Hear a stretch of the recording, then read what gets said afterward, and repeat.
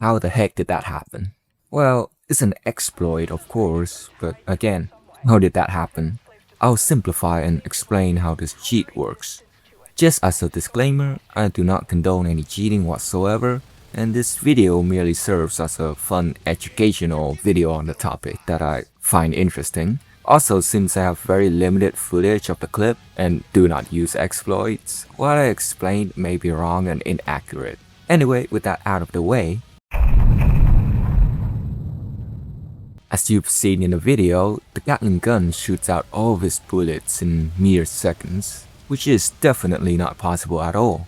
Shooting at something as low as, say, 0.01 fire rate? Now, here's the thing, TDS actually enforces a check where any tower whatsoever cannot go below 0.02 fire rate. This check is done not only on the client, aka your device, but also the server, Roblox. Then, how did the Gatling gun shoot at that level? If there's a check, we can clearly see right after that the Gatling gun is still marked with its default fire rate at 0.09, no? Well, this is an exploit utilizing remote call interception.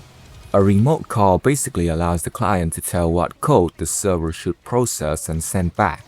So for Gatling gun's FPS mode, let's say it tells the server to fire at 0.9 fire rate, the server will process it and send back any relevant results.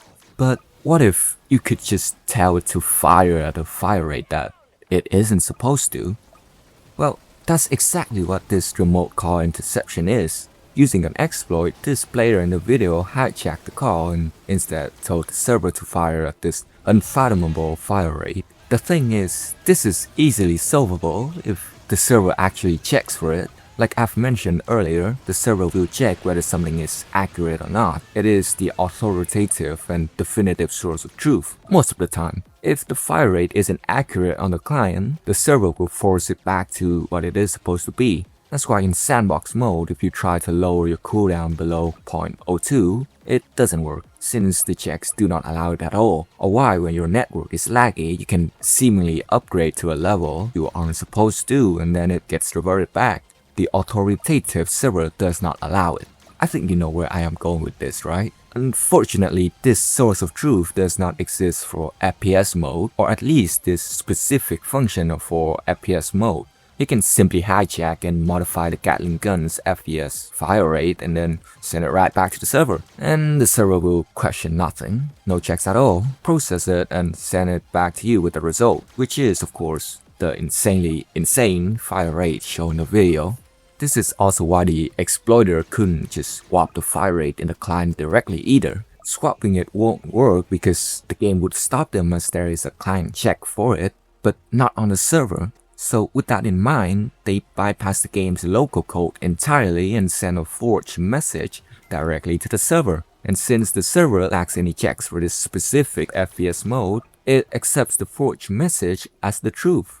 If you were to just modify it directly on the client, then like I said, it will just get reverted back because the client does not allow it. Sending a call, however, is not really part of the local game's code. It is outside of it, but since it is forged, with the destination still goes back to you, the client. Of course, since it is cheating after all, and this exploit pretty much allows you to wipe out any bosses in a matter of seconds, it does seem pretty unfair. But again, patching this should not be hard at all, so I'm not very worried about it. To my knowledge, the exploit has already been reported to the staff, so if anything, by the time you watch this video, it might have already been patched. Yes,